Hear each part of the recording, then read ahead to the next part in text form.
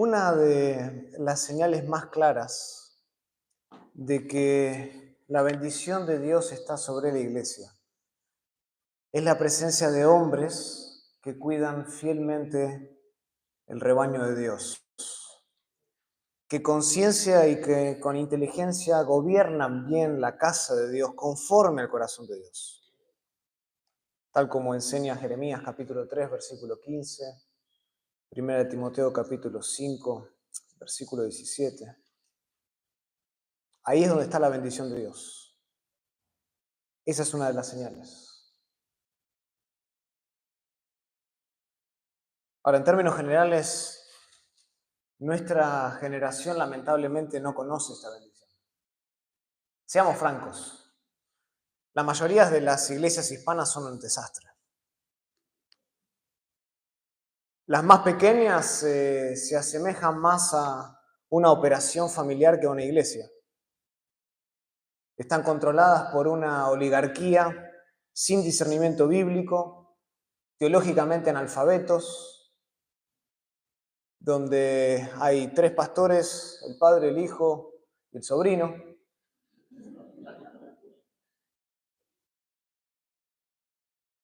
E incluso en las iglesias más grandes, muy pocos hombres en el liderazgo cumplen con los requisitos de un anciano descritos en 1 Timoteo 3 y en Tito capítulo 1.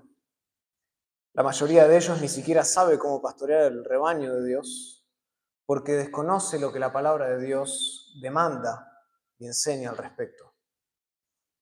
Y esto es especialmente cierto en iglesias que están gobernadas por un solo hombre, es decir, por un solo pastor, antes que por una pluralidad de hombres o de ancianos bíblicamente calificados.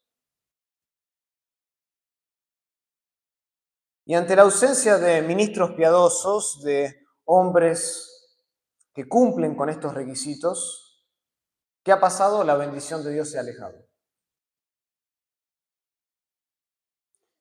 Y su lugar ahora en la iglesia lo ocupa no la bendición, sino el juicio.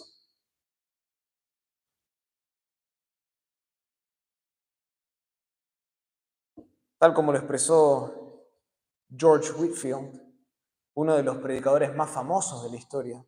Él dijo así, escuchen: así como Dios no puede concederle una mayor bendición a una nación o a un pueblo que darle ministros fieles, sinceros y correctos, así también la mayor maldición que Dios puede enviar sobre un pueblo en este mundo es entregarlos a guías ciegos, a guías no regenerados, a guías carnales, tibios e inhábiles.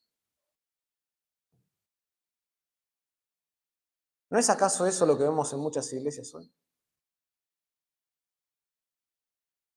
Guías tibios, carnales e inhábiles.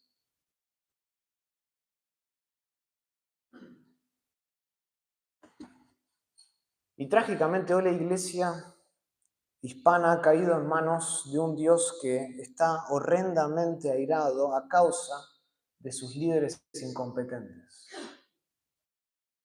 Hombres que no están preparados. Y si esto no cambia pronto, ¿saben lo que sucederá? Cristo vendrá y quitará el candelero de en medio nuestro, tal como lo hizo con la iglesia en Éfeso.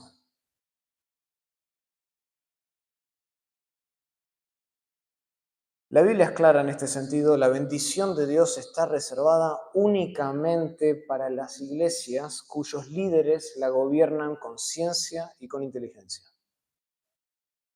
Únicamente para ellos.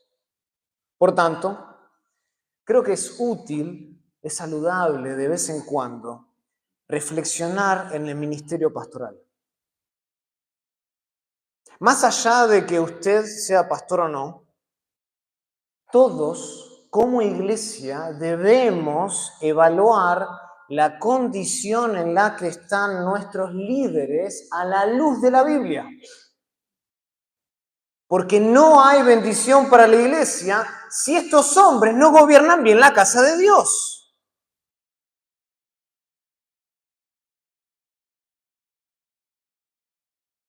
Y hay tres elementos que me gustaría considerar con ustedes esta tarde, y se encuentran en Colosenses capítulo 1. Así que los invito a que abran sus Biblias a Colosenses capítulo 1. Vamos a estar estudiando los versículos 24 al 29.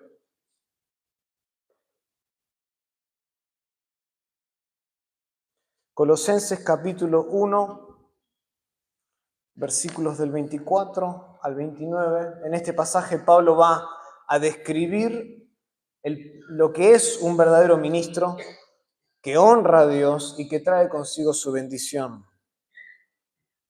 Colosenses 1, versículo 24, Pablo escribe y dice: ahora me gozo en lo que padezco por vosotros y cumplo en mi carne lo que falta de las aflicciones de Cristo por su cuerpo, que es la iglesia, de la cual fui hecho ministro según la administración de Dios que me fue dada para con vosotros, para que anuncie cumplidamente la palabra de Dios, el misterio que había estado oculto desde los siglos y edades, pero que ahora ha sido manifestado a sus santos, a quienes Dios quiso dar a conocer las riquezas de la gloria de este misterio entre los gentiles, que es Cristo en vosotros, la esperanza de gloria, a quien anunciamos, amonestando a todo hombre y enseñando a todo hombre en toda sabiduría, a fin de presentar perfecto en Cristo Jesús a todo hombre, para lo cual también trabajo, luchando según la potencia de Él, la cual actúa poderosamente en mí. Oremos al Señor. Querido Padre, te damos gracias porque nos hemos sentado el día de hoy y ayer delante de tu palabra, hemos sido expuestos a verdades eternas, a verdades que nunca mueren, que nunca pasan de moda, que son transgeneracionales, que impactan tanto hoy como lo hicieron en aquel entonces. Y ahora, para cerrar esta conferencia, Señor, rogamos que tu Santo Espíritu nos asista para entender tu palabra, para comprenderla, para responder de manera apropiada. Oramos, Señor, que tu palabra encuentre ese terreno fértil en nuestro corazón.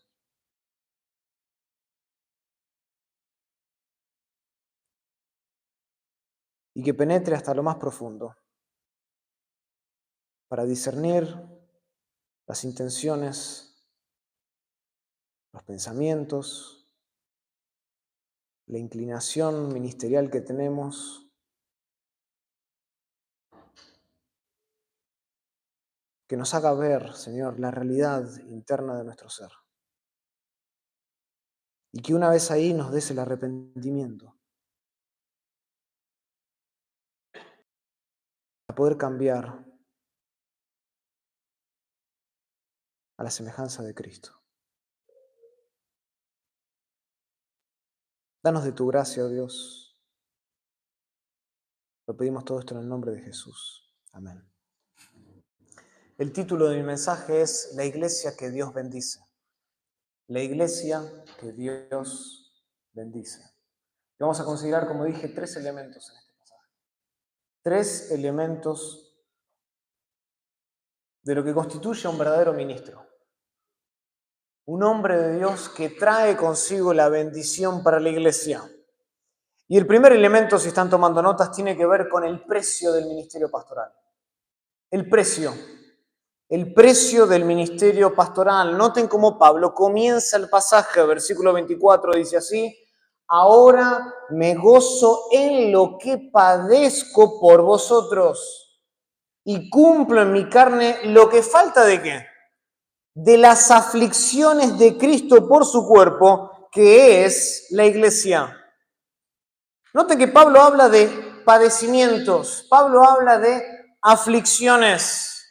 Evidentemente, el ministerio está lleno de aflicciones. Y en este caso en particular, el apóstol escribe esta epístola desde una prisión en Roma. Aunque aquí Pablo no hace ninguna mención específica de su encarcelamiento, nosotros sabemos dónde él estaba en este momento, por lo que él dice más adelante en Colosenses capítulo 4. Anoten en sus Biblias, Colosenses capítulo 4, versículo 2. Perseverad en la oración, velando en ella con acción de gracias, orando también al mismo tiempo por nosotros, para que el Señor nos abra puerta para la palabra, a fin de dar a conocer el misterio del Cristo, por el cual también estoy preso. Versículo 10. Aristarco, mi compañero de prisiones. Versículo 18. El último versículo. La salutación de mi propia mano de Pablo, acordado de mis prisiones. Y si ustedes vuelven después a Hechos, por ejemplo, capítulo 28, versículo 16, Hechos 28, 30, nos dice que Pablo estaba en Roma, encarcelado en este preciso momento, cuando él escribe esta carta.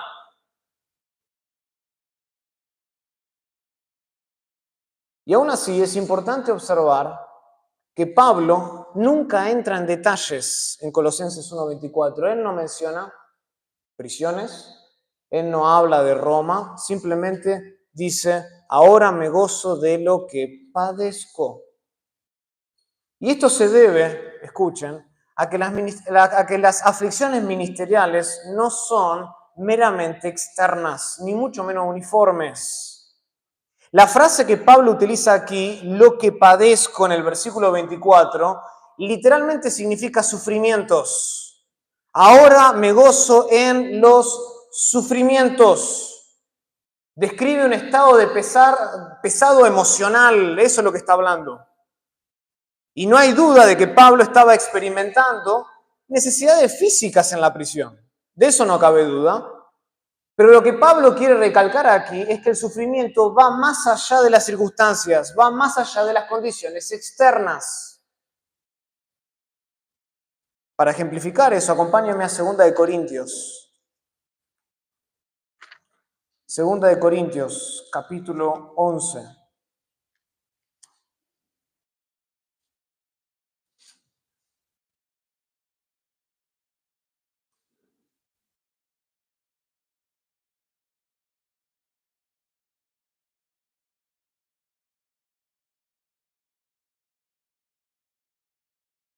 Pablo está defendiendo su apostolado contra otros hombres que se habían introducido en la iglesia en Corinto.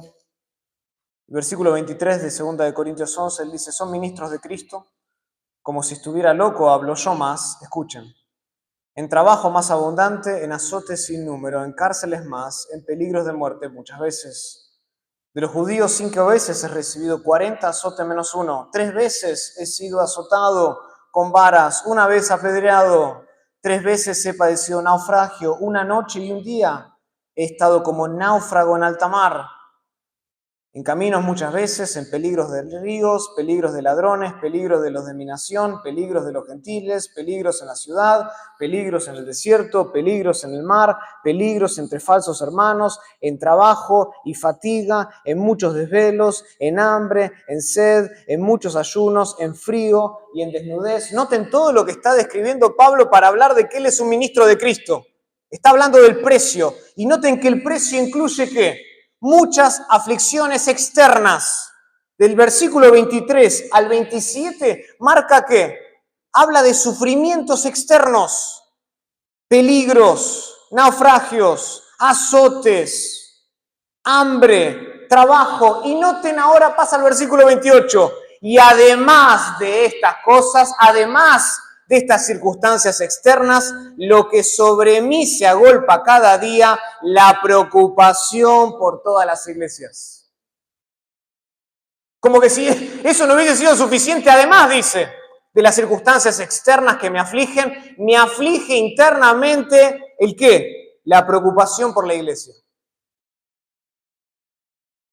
O sea, Pablo nos enseña aquí, si volvemos a Colosenses 1:24, que el precio del ministro está marcado justamente por un sufrimiento que no solo es externo, sino también interno. Incluye aspectos internos de la persona.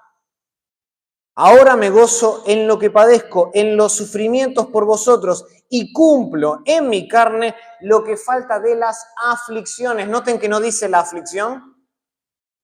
Habla en plural. Habla en plural. Sugiriendo que Pablo estaba soportando una amplia variedad de dificultades. Y entre todas esas dificultades que Pablo estaba enfrentando estaba la preocupación de que algún falso maestro fuese a cautivar a los creyentes en Colosas por medio de filosofías huecas y vanas sutilezas. Eso lo va a decir Pablo después en el capítulo 2, versículo 8. Mirad que nadie os engañe por medio de filosofías y huecas sutilezas, según las tradiciones de los hombres, conforme a los rudimentos del mundo y no según Cristo. Pablo estaba preocupado.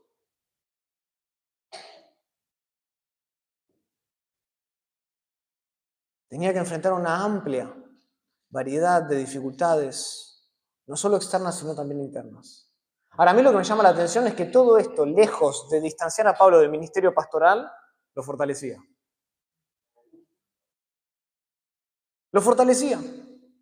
El sufrimiento en Pablo afianzaba el amor que él tenía por la obra.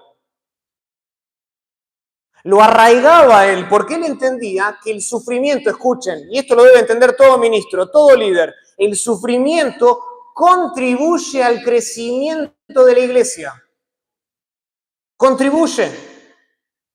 Ahora, no me malentiendan, Pablo no es que era un masoquista. No. Él no disfrutaba el sufrimiento en sí, sino que él se gozaba de lo que Dios estaba llevando a cabo a través del sufrimiento que él estaba enfrentando. Entonces, en lugar de quejarse, ¿qué hacía Pablo? Se regocijaba. Ahora me gozo, dice. Se regocijaba en las dificultades, en los sufrimientos, en las aflicciones. Por más paradójico que esto sea, sus aflicciones eran motivo de gozo porque sin ellas el Evangelio no habría llegado a Asia Menor y por extensión el Evangelio no habría llegado a Colosas. Noten lo que dice Pablo en 2 de Timoteo capítulo 2.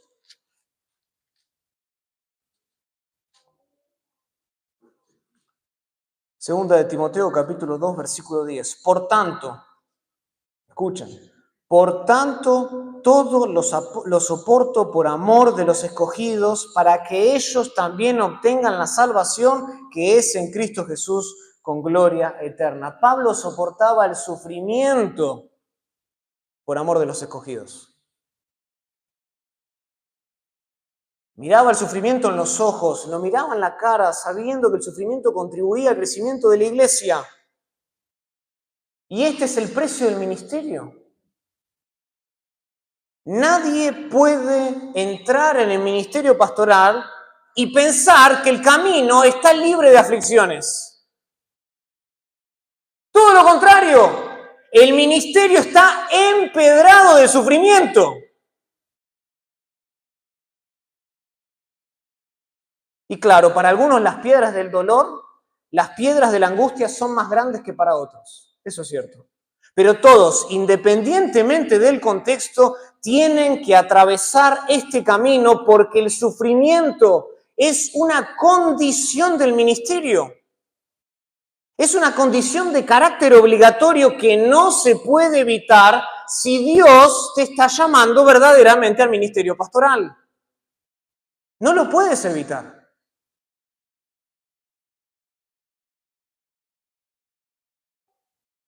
Más específicamente, noten que Pablo habla y él dice que los ministros aún deben completar lo que falta de las aflicciones de Cristo, dice.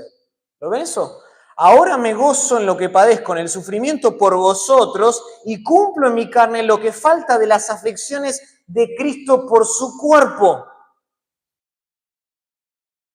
Los ministros aún deben completar lo que falta de las aflicciones de Cristo. Ahora, esto de ninguna manera significa que el sufrimiento de nuestro Señor en la cruz sea insuficiente.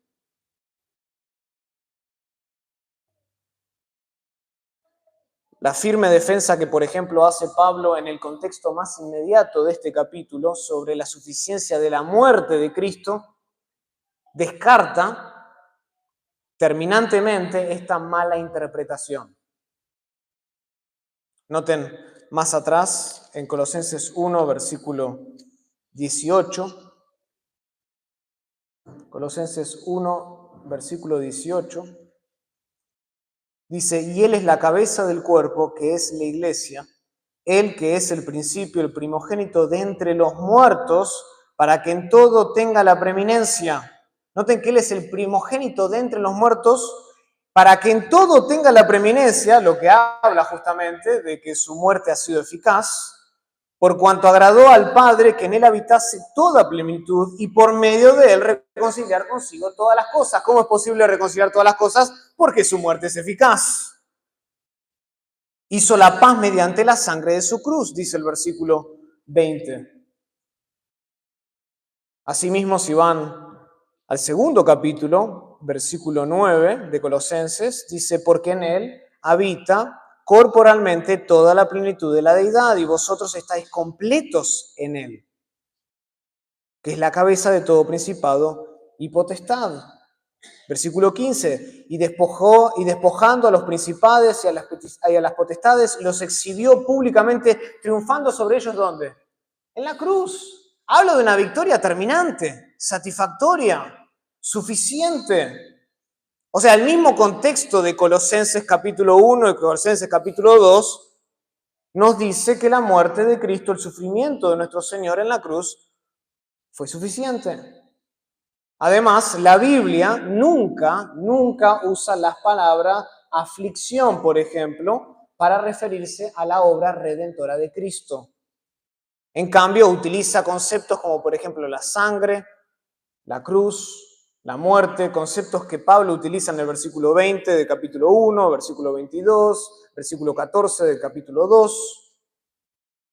Entonces, nosotros podemos concluir que la obra de Cristo en la salvación no requiere de ninguna añadidura, no requiere de ningún tipo de suplemento, es suficiente y eficaz. Fue consumada una vez y para siempre. Ahora, eso no termina de resolver el dilema o la posible tensión. Entonces, ¿qué es o en qué sentido nuestro sufrimiento completa las aflicciones de Cristo? Y creo yo que está relacionado en el hecho de que nosotros experimentamos la persecución de la cual Cristo mismo sería objeto si Él estuviese corporalmente aquí en la tierra. Creo que tiene que ver con eso. Porque Jesús, habiendo ascendido al cielo, hoy en día Él está fuera del alcance de sus enemigos. Él está fuera del alcance de sus opositores. Pero no quedando satisfechos con el sufrimiento que le produjeron a Él, los enemigos de Cristo prosiguen con el mismo odio contra quienes predican el mensaje de la cruz. Y Pablo aprendió esto rápidamente, ¿o no? En el momento de su conversión.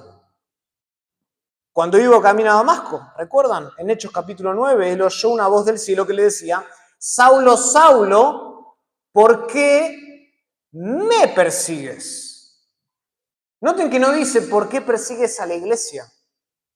Pablo en práctica estaba persiguiendo a la iglesia, pero por extensión, la oposición a la iglesia era una oposición ¿contra quién? A Cristo. Y desde el cielo se escucha esa voz, ¿por qué me persigues? El Señor dice que lo estaba persiguiendo a Él. En otras palabras, noten, hay una relación muy estrecha, muy cercana entre la cabeza de la iglesia y su cuerpo. Y tiene sentido, porque la cabeza está unida al cuerpo. O sea, todo insulto, todo abuso dirigido dirigido a un creyente también se dirige ¿a quién? A Cristo. Tal como lo expresa el comentarista William MacDonald, él dice, la cabeza en el cielo siente los padecimientos de su cuerpo sobre la tierra. Y ciertamente el sufrimiento no acabará hasta que la iglesia sea arrebatada en las nubes, pero mientras tanto nosotros tendremos que completar las aflicciones de Cristo. ¿Quién dijo, recuerdan en 15, versículo 20, el siervo no es mayor que su señor, si a mí me han perseguido, también a vosotros os perseguirán. También a vosotros os perseguirán. Pedro habla de esto en 1 de Pedro capítulo 2, versículo 21 dice, pues para esto fuisteis llamados, porque también Cristo padeció por nosotros, dejándonos ejemplo, ¿para qué?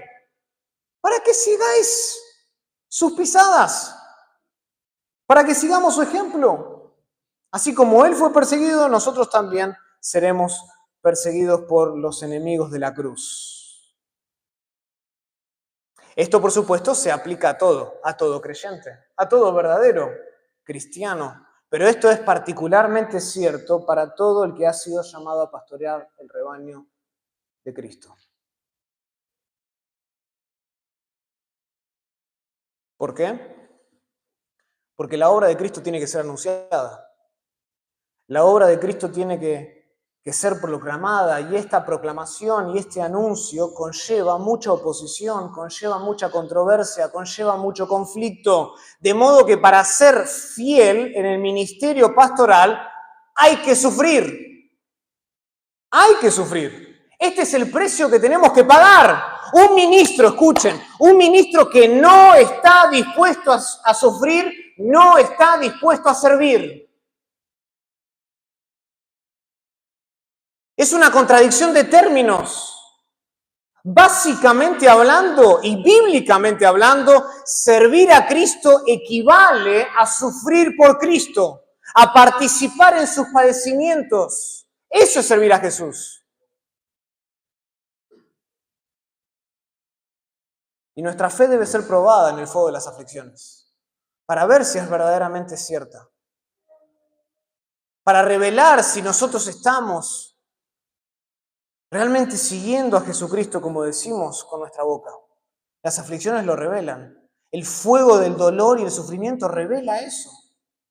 Por tanto, un ministro o un ministerio no probado no es un ministerio confiable. Un ministerio no probado no es un ministerio confiable.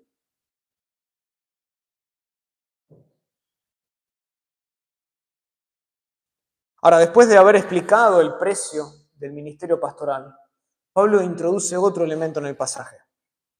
El segundo elemento se enfoca en el perfil del ministro. Vimos el precio, que es el sufrimiento, las aflicciones. Ahora veamos el perfil del ministro. El apóstol continúa diciendo, versículo 25 de Colosenses 1, de la cual, está hablando de la iglesia, de la cual fui hecho ministro, según la administración de Dios, que me fue dada para con vosotros, para que anuncie cumplidamente la palabra de Dios. El misterio que había estado oculto desde los siglos y edades, pero que ahora ha sido manifestado a sus santos, a quienes Dios quiso dar a conocer las riquezas de la gloria de este misterio entre los gentiles, que es Cristo en vosotros, la esperanza de gloria. Noten en estos versículos 25, 26 y 27, Pablo describe tres características de un verdadero siervo de Dios. Describe el perfil verdadero de un siervo de Dios. En primer lugar, Pablo dice que un verdadero siervo de Dios se distingue por ser responsable. Por ser responsable. Noten que él habla de la administración. Versículo 25, de la cual fui hecho ministro según la administración de Dios. Esta palabra administración tiene el sentido de dirección. Originalmente se utilizaba en referencia al mayordomo de una casa. Acompáñenme a Lucas 16. Lucas 16. ¿Se acuerdan la parábola del mayordomo infiel? Versículo 1 de Lucas 16. Dijo también a sus discípulos, había un hombre rico que tenía un mayordomo. Un mayordomo es la misma palabra que se utiliza en referencia a administración, comparten la misma raíz. Y este fue acusado ante él como disipador de sus bienes. Entonces le llamó y le dijo, ¿qué es esto que oigo acerca de ti? Da cuenta de tu mayordomía, de tu administración, porque ya no podrás más ser mayordomo. Entonces el mayordomo dijo para sí, ¿qué haré? Porque mi amo me quitará la mayordomía, cavar no puedo, mendigar me da vergüenza. Ya sé lo que haré para que cuando se me quite de la mayordomía, me reciban en sus casas. Y continúa la parábola, pero noten acá, habla de este aspecto de la mayordomía, del mayordomo de una casa. En la antigüedad el mayordomo no era el dueño de los bienes, pero sí los supervisaba como si fueran suyos. ¿Por qué? Básicamente porque su vida dependía de eso. ¿Era bueno tener un mayordomo? Por supuesto que sí, porque el mayordomo le permitía al dueño gozar de una mayor libertad para hacer otro tipo de cosas, para dedicarse a otras actividades. Pero este cargo de la mayordomía, de la administración de los bienes de alguien más, suponía o demandaba una gran responsabilidad.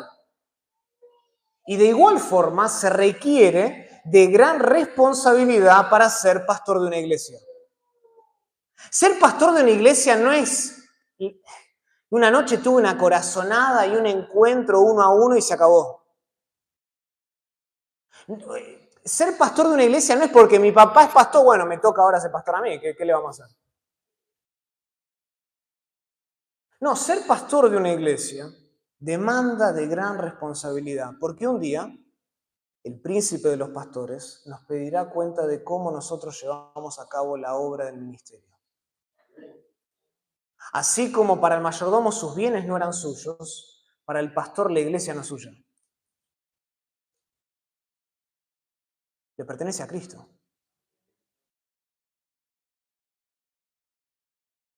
Y el día se acerca en que nosotros tendremos que comparecer ante el tribunal de Cristo, como dice 2 Corintios 5:10.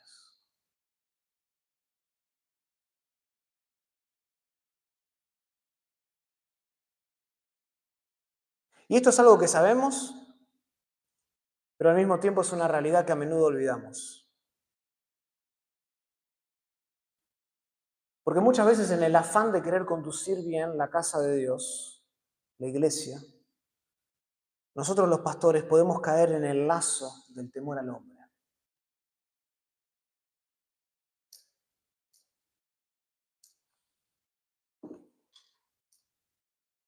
Y por temor al hombre, empezamos a hacer cosas en la casa de Dios que no convienen.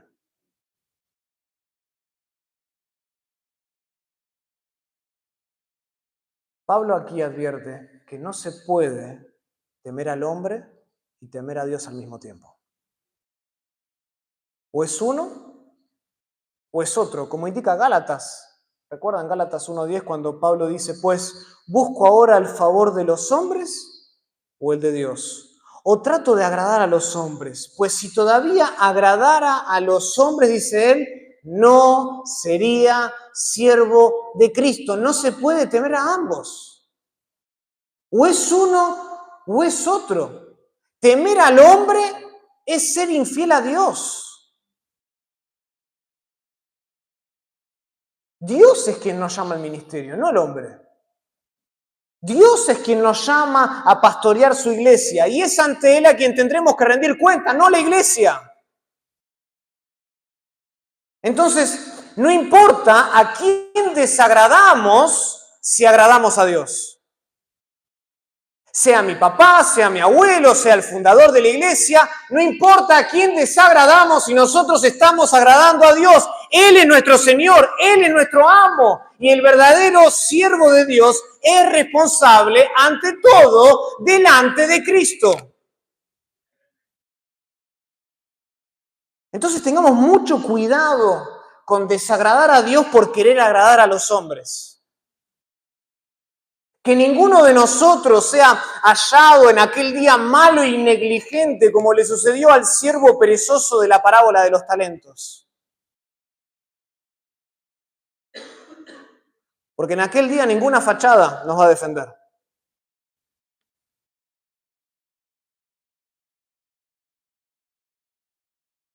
En aquel día estaremos desnudos delante de Dios. Y con su mirada penetrante, Él mirará, observará, examinará todo lo que hicimos y por qué lo hicimos.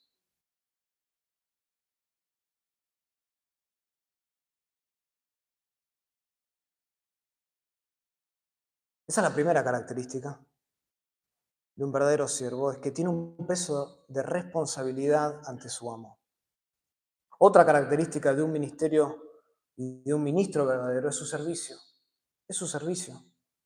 Y esto queda claro en el versículo 25, donde Pablo dice, de la cual, hablando de la iglesia, fui hecho ministro según la administración de Dios que me fue dada, noten, para con vosotros. ¿Ven eso? Para con vosotros.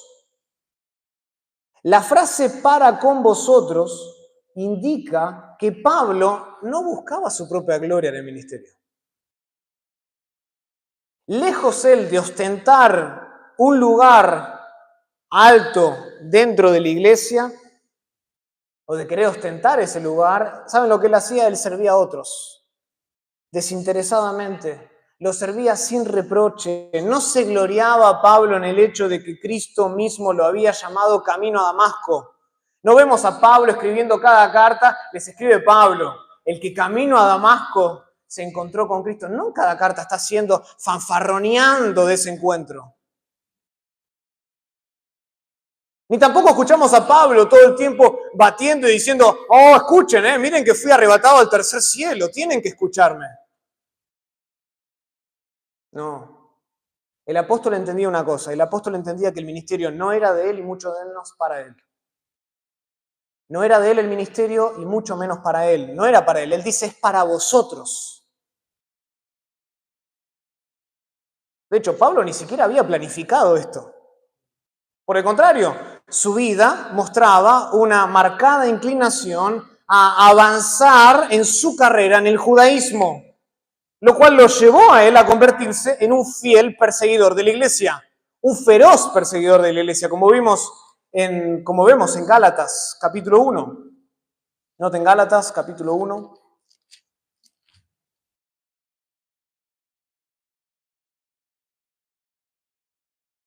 Versículo 13.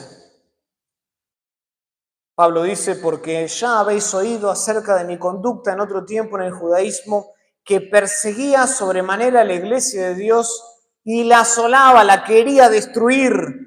Y en el judaísmo aventajaba, dice, a muchos de mis contemporáneos en mi nación, siendo mucho más celoso de las tradiciones de mi padre. Pero, cuando agradó a Dios, que me apartó desde el vientre de mi madre y me llamó por su gracia a revelar a su Hijo en mí, para que yo le predicase entre los gentiles, no consulté enseguida con carne ni sangre, ni subí a Jerusalén a los que eran apóstoles antes que yo, sino que fui a Arabia y volví de nuevo a Damasco. Noten que Pablo no había planificado esto. Esto no era parte de su plan. Fue por la gracia de Dios que él ahora era un ministro del Evangelio. Por tanto, ¿qué hacía Pablo? Él servía a otros de la misma manera que lo hizo Cristo, desinteresadamente y sin reproche. No vemos a Pablo yendo de iglesia a iglesia para ser servido, sino que iba de iglesia a iglesia sirviendo a los demás. El mismo ejemplo, el mismo patrón que vino a ser Jesucristo. quien no vino para ser servido, sino para servir y dar su vida en rescate por muchos, como dice Marcos 10:45. Entonces, todos nosotros que estamos llamados a la obra debemos sentir lo mismo. Nuestro ministerio es auténtico en la medida que sirve a otros con sinceridad. Esa es una manera de medir si tu ministerio es auténtico o no. Si lo haces con sinceridad o estás buscando algo detrás de esto. Por último, perfil y presenta una tercera característica. Y dice que la tercera característica del verdadero siervo de Dios es su fiel proclamación de la Biblia. O sea, un verdadero ministro se distingue por su responsabilidad, por su servicio y por su fiel proclamación de la Biblia. El versículo 25 concluye diciendo, para que anuncie cumplidamente la ¿qué? La palabra de Dios. No para que anuncie mi propia teoría, mi propio sistema, no. Para que anuncie cumplidamente la palabra de Dios. Y esta es la esencia del ministerio pastoral. Este es el medio principal por el cual Dios lleva a cabo la obra de edificar su iglesia. Déjenme decirlo de otra manera. Un pastor puede ser responsable de muchas cosas en la iglesia, pero si él no predica la palabra de Dios a tiempo y fuera de tiempo, no es un buen mayordomo y él será avergonzado en el tribunal de Cristo. ¿Escucharon eso? Un pastor puede tener las llaves de todas las puertas de la iglesia. Puede estar involucrado en todos los ministerios de la iglesia, en todas las visitaciones, puede hacer todos los funerales. Pero si él no dispensa correctamente la palabra de Dios, no está siendo un buen mayordomo.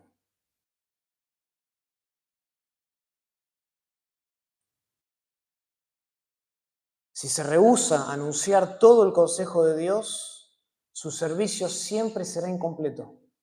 No importa cuántas horas trabaje a la semana, siempre va a ser incompleto, porque la Biblia, según Pablo, según el testimonio del Nuevo Testamento, la Biblia es indispensable para la obra del ministerio. Es el instrumento que Dios utiliza no solo para salvar a los pecadores, sino también para santificar a la iglesia. Este es el medio. Segunda de Timoteo, noten, un versículo que ustedes probablemente conocen de memoria. Segunda de Timoteo capítulo 3, versículo 14. Pero persiste tú en lo que has aprendido y te persuadiste, sabiendo de quién has aprendido, y que desde las niñez has sabido las sagradas escrituras, escuchen, las cuales te pueden hacer sabio ¿para qué? Para la salvación por la fe que es en Cristo Jesús. Toda la escritura es inspirada por Dios y es útil para enseñar, para redarguir, para corregir, para instruir en justicia, a fin de que el hombre de Dios sea perfecto, es decir, que sea santo, enteramente preparado para toda buena obra.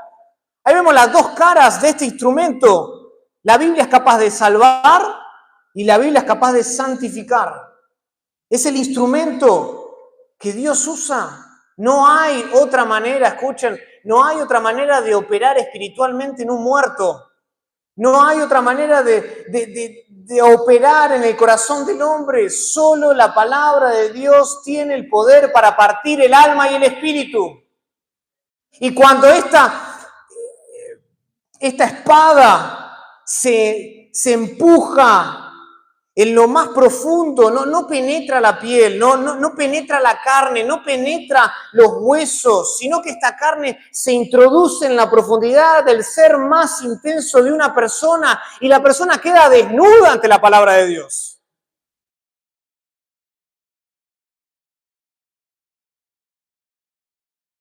Por eso es que el ministro debe exponer únicamente la palabra de Dios, como Pablo dice en 2 Timoteo capítulo 4. Predica la palabra. Esa es la esencia del ministerio pastoral. En eso se resume. La predicación del ministro debe estar saturada de la Biblia, empapada de la Biblia, de arriba abajo. Y si no lo está, no es un verdadero siervo de Dios. Está en el ministerio por otros motivos. Es por definición un irresponsable. ¿Saben por qué?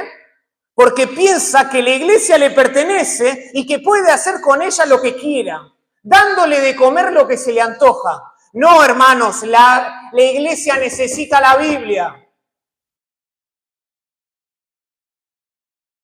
Y si el ministro no enseña la Biblia, es un irresponsable. Que piensa y cree que entiende cuáles son las necesidades del corazón de la gente. No. La única esperanza de gloria para nosotros está en la Biblia y su nombre es Cristo Jesús. Él es, según el versículo 27, la esperanza de gloria. Y solo lo podemos hallar en la predicación fiel de la palabra.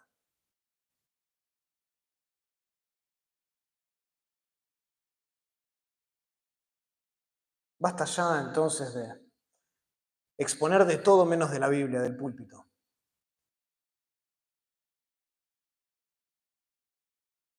Como que si eso va a santificar a la gente. El pueblo necesita comida espiritual, comida que llena para siempre. Y eso solo está en el libro de Dios. Y finalmente, noten que Pablo establece un tercer y último elemento en este pasaje. Y el foco de este elemento es la preocupación del ministro. Vimos el precio del ministro, vimos el perfil del ministro. En último lugar, quiero que veamos la preocupación del ministro. Pablo concluye con las siguientes palabras en el versículo 28 y 29 de Colosenses 1. Él dice, a quien anunciamos, está hablando de Cristo por medio de la fiel proclamación de la palabra. Dice, amonestando a todo hombre y enseñando a todo hombre en toda sabiduría, a fin de presentar perfecto en Cristo Jesús a todo hombre, para lo cual también trabajo, luchando según la potencia de Él, la cual actúa poderosamente en mí.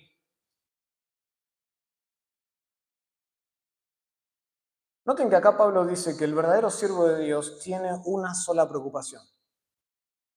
No son dos, no son tres, una. Él trabaja con un único fin. ¿Cuál es? Versículo 28. Presentar a todo hombre perfecto en Cristo. Esa es su preocupación. Ahí está. Presentar a todo hombre perfecto en Cristo Jesús. Esa palabra que aparece ahí, perfecto, en el original también se puede traducir como completo, como maduro. En el Antiguo Testamento esta palabra se usaba para, por ejemplo, denotar la cualidad de los animales para el sacrificio, que debían ser sin defecto, tal como el Cordero Pascual en Éxodo capítulo 12, versículo 5. Sin defecto. Sin embargo, durante la época del Nuevo Testamento, esta palabra, o los griegos mejor dicho, se adueñaron de esta palabra para referirse a una persona que mediante la instrucción alcanzaba una especie de plenitud personal. Pablo aquí probablemente está usando la palabra perfecto con ambos sentidos, hablando de plenitud, de madurez, pero también hablando de perfección. Y digo esto ¿por qué? Porque muchos comentaristas, por querer evitar enseñanzas erróneas acerca de la posibilidad de alcanzar una perfección literal en esta vida, insisten que en este contexto la palabra perfecto no puede referirse a una perfección literal. Pero es difícil entender cómo alguien puede alcanzar la madurez en Cristo sin ser transformado literalmente. Aunque en esta vida nosotros siempre estaremos lejos de ser completamente santos, esto no quiere decir que la meta del ministerio sea algo menos que la perfección absoluta. No, la meta debe ser esa. Un día vamos a ser transformados, glorificados. Somos nuevas criaturas en Cristo Jesús. Y es cierto, en esta época, mientras estamos en la tierra, la perfección no va a ser posible de alcanzar, porque siempre lidiaremos con el pecado.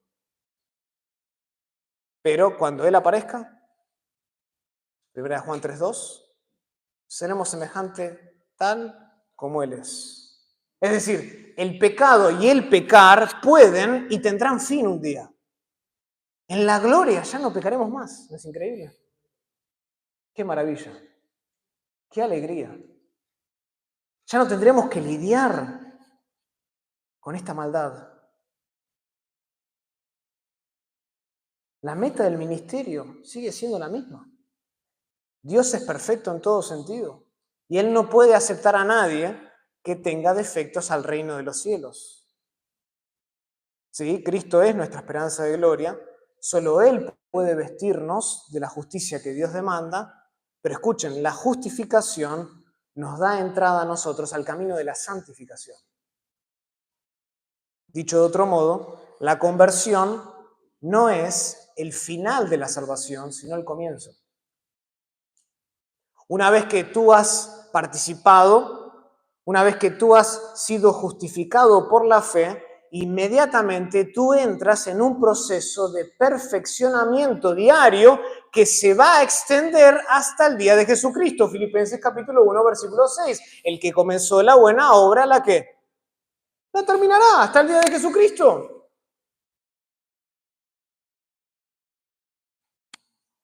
Y es precisamente ahí donde se desempeña el ministerio.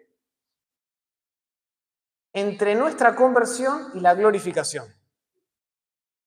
Entre la conversión de un creyente y la glorificación de un creyente, ¿saben quién está ahí? El ministro. Velando para que esa persona sea transformada de gloria en gloria a la imagen de Cristo Jesús.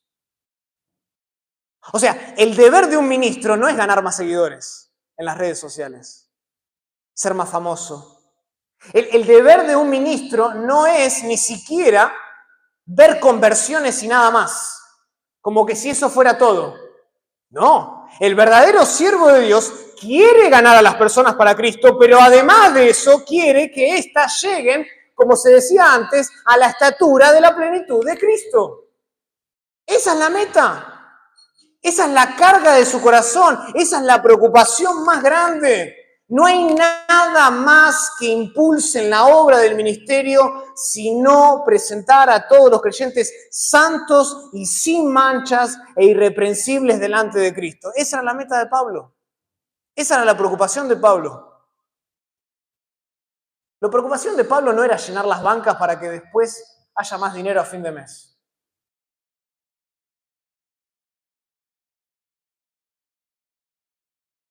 Ni invitar a estas familias claves de la iglesia para que después nos den más sustento. No, la preocupación de Pablo era una. No dos ni tres, una. Presentar a todos los creyentes perfectos en Cristo Jesús.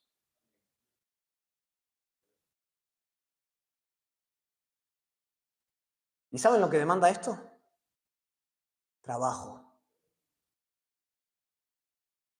Una gran cantidad de esfuerzo y dedicación. Eso es lo que requiere el ministerio. Noten lo que dice el versículo 29. Para lo cual, acaba de decir cuál era su preocupación más grande, dice, para la cual trabajo.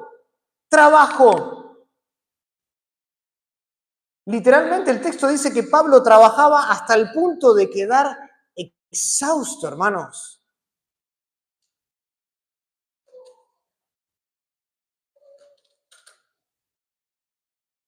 El apóstol lo daba todo de sí. Independientemente de las circunstancias que estaba pasando, sea naufragio, sea hambre, sean peligros, lo daba todo. Como decimos en Argentina, Pablo transpiraba la camiseta.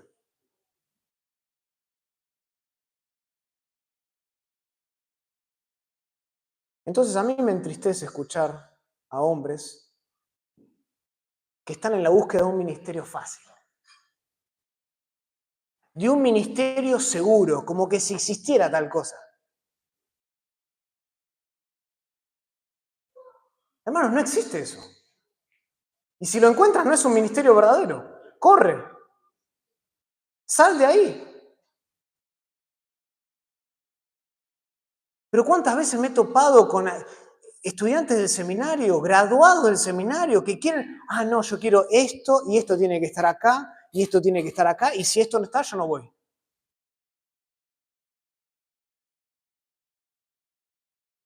No, hermanos, no existe tal cosa. El ministerio es realmente agotador. No tiene límites en cuanto a horarios, no es de 8 a 5. Exige mucho dolor, mucho sudor. Incluso el ministerio, como le pasó a Pablo, incluso el ministerio te puede dar la sensación de que todo el trabajo que hiciste fue en vano.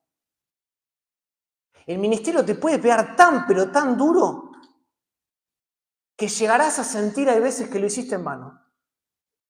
Como Pablo dice en Gálatas capítulo 4, versículo 11, como Pablo dice en Filipenses capítulo 2, versículo 16. Por tanto, escucha, si tú estás considerando entrar en el ministerio, prepárate porque te costará la vida. Y tu esposa tiene que entender eso también. No es ir un paseo a Disney. Te costará la vida. Pondrá a prueba tu fortaleza física, mental y emocional a niveles que nunca antes experimentaste. Tendrás que afrontar oposición, sí, incluso de familiares, incluso de la gente que pensaste que te amaba. Tendrás que enfrentar descalificación por cualquier motivo, persecución, sí, incluso a tus hijos que no tienen nada que ver. Te calumniarán y experimentarás mucho sufrimiento, además de muchos otros ataques diabólicos.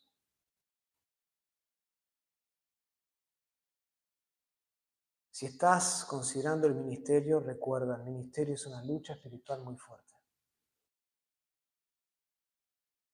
Por eso es que no es para cualquiera. Y por eso es que es importante entender si uno tiene el llamado de Dios o no. Porque no hay peor cosa que meterse en el ministerio sin tener el llamado de Dios. Es una lucha. Requiere mucho trabajo. Transpirar, sudar. No hay límites de horario. Por tanto, hay que prepararnos. Hay que prepararnos. Pablo dice, por lo cual también trabajo luchando según la potencia de Él. Luchando. Esa palabra luchar evoca la imagen de un atleta. Y antiguamente se usaba en relación a los que competían dentro de un estadio. Y nosotros podemos, no porque competimos dentro de un estadio, pero nosotros todavía tenemos la imagen, ¿no? Cuando vienen las Olimpiadas y estos hombres que corren los 100 metros entrenan 4 años por 9 segundos. 4 años por 9 segundos, eso es todo. Todos los días transpirando para competir por 9 segundos.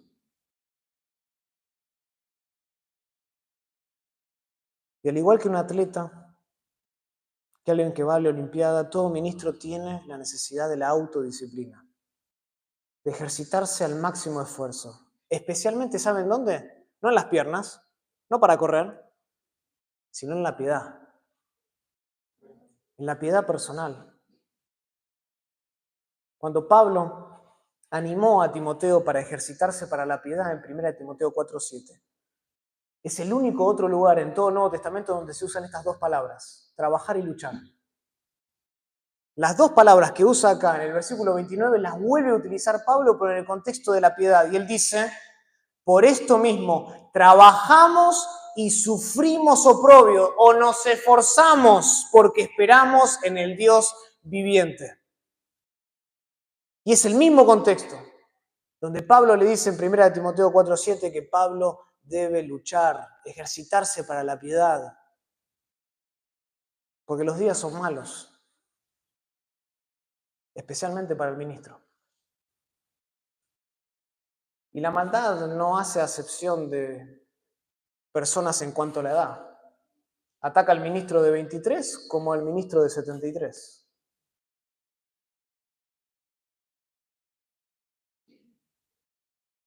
El apóstol entendía, hermanos. El apóstol entendía que el ministerio pastoral pierde eficacia si no está acompañado de integridad, si no está acompañado de pureza, si no está acompañado de santidad. Por eso Pablo le dice, huye de las pasiones juveniles, huye de estas cosas. Y por esta misma razón, Richard Baxter, que fue uno de los pastores puritanos más influyentes de la historia, él advirtió a los pastores de su época con estas palabras. Él les dijo, cuídense porque el tentador los acosará con sus tentaciones más que a otros hombres. Y él reserva su mayor malicia contra aquellos que se ocupan en causarle el mayor daño. Él odió a Cristo más que a cualquiera de nosotros y también odia a los líderes bajo su mando más que a los soldados comunes. Él sabe, dice, él sabe la derrota que puede causar entre ellos si uno de sus líderes cae delante de sus ojos. Cuídense, pues, hermanos, porque el enemigo, dice Baxter, tiene el ojo puesto sobre ustedes de forma especial. De forma especial.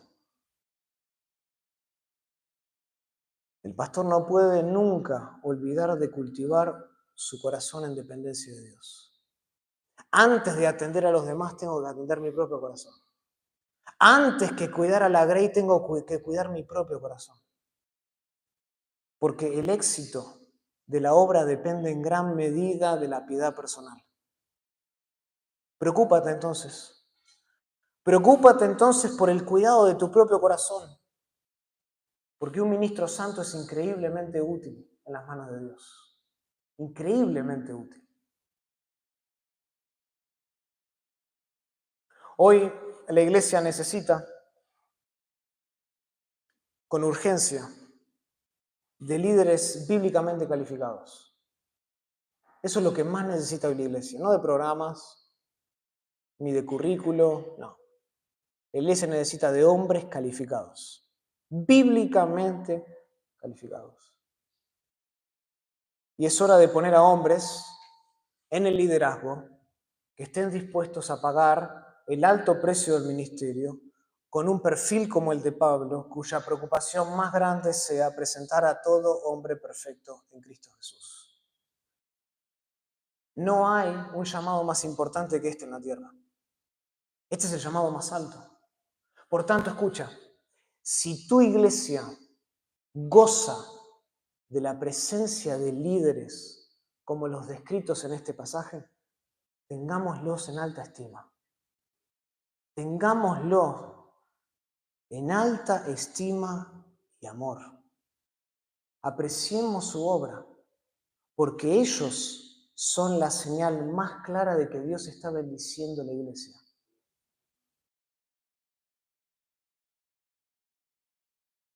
Pero si su iglesia no tiene estos hombres, usted está en un lugar donde no hay bendición, sino juicio, como decía Whitfield. Oremos.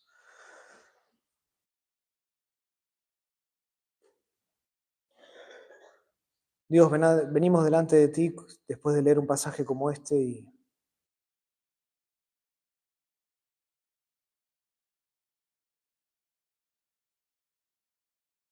y nuestro corazón se estremece, tiembla ante la posibilidad de que en nuestras iglesias, en vez de haber bendición, haya juicio. Y que estemos en riesgo como la iglesia de Éfeso, en Apocalipsis, cuyo candelero fue sacado de en medio, donde Cristo dejó de obrar en ese lugar.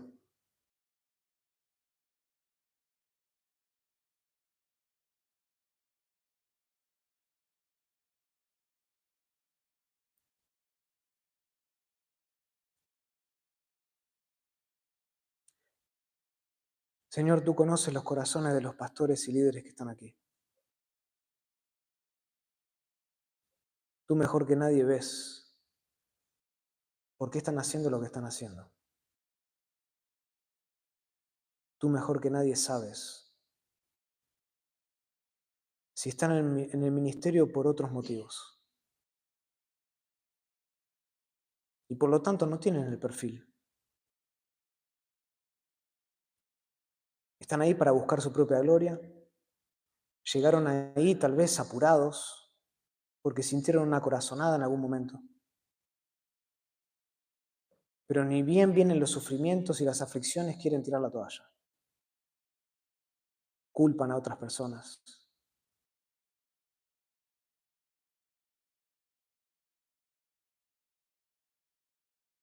Hombres que se paran detrás del púlpito y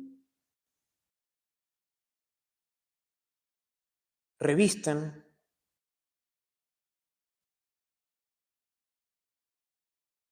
lo que ellos quieren decir con algunos versículos bíblicos. Salpican sus impresiones con versículos para decir que son bíblicos, pero nunca se prepararon.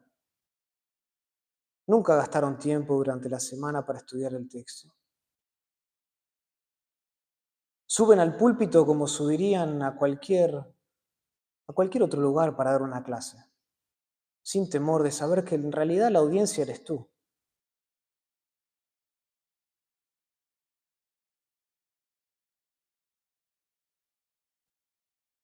Hombres que no están preocupados por la santidad de la iglesia, sino que hombres que están preocupados por su bolsillo, por sus seguidores, por tenerla fácil.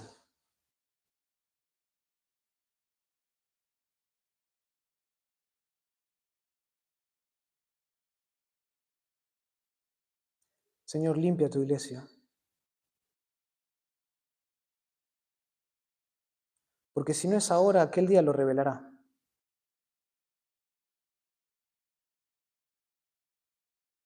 Y aquel día mostrará lo que realmente somos y fuimos. Y asimismo levanta hombres, jóvenes, en los cuales has puesto un fuego por el ministerio a que se preparen. Hombres que estén dispuestos a morir en el intento, a que entiendan que el ministerio no es de 8 a 5, que es muy sacrificado. Pero ¿cómo no va a valer la pena morir en el intento después de que Cristo entregó su vida por nosotros? ¿Cómo no vale la pena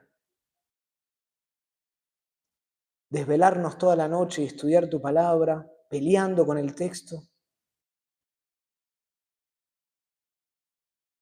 para servir a nuestro amo? Levanta a esos hombres y ruego que tu Santo Espíritu los cuide del mal, que puedan mantenerse puros y santos,